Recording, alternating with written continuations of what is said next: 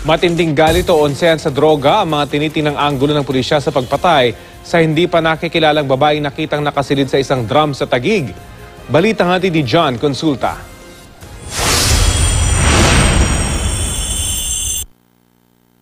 Pinaluputan na ng kable sa leeg, isinulid pa sa drum. Sa ganyang lagay natagpuan sa Maharlika Village sa Taguig ang isang bangkay na nakashorts at striped sando.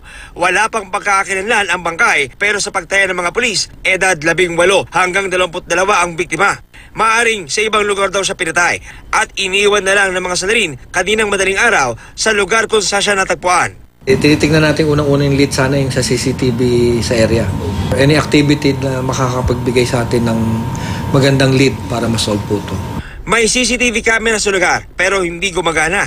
Kaya ang gagawin ng pulisya, mag-backtrack sa lugar na maaring dinaanan ng mga suspect at ang motibong sinisilip ng mga pulis. Sa sobrang pagka-brutal ng pagkamatay niya, maaaring personal grudge to, meron siyang nakaaway, o yung usual na sinasabi natin mukhang sa droga, maaaring nagka-onsihan.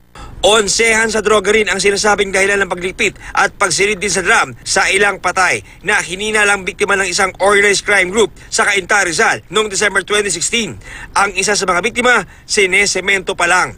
Ang ilan pa sa kanilang mga nabiktima, nakuha namang nakabaon sa ilog sa harapan mismo ng kanilang safe house.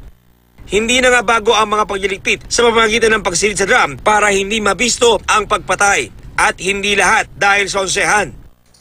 Kabilang sa pinakapinag-usapan ang pagkakatagpo sa bangkay ni Ruby Rose Barameda Jimenez, kapatid ng dating beauty queen na si Rochelle Barameda noong 2009. Isinilid naman siya sa sementadong steel case na naiahon sa Manila Bay 2 taon matapos siya huling makitang buhay.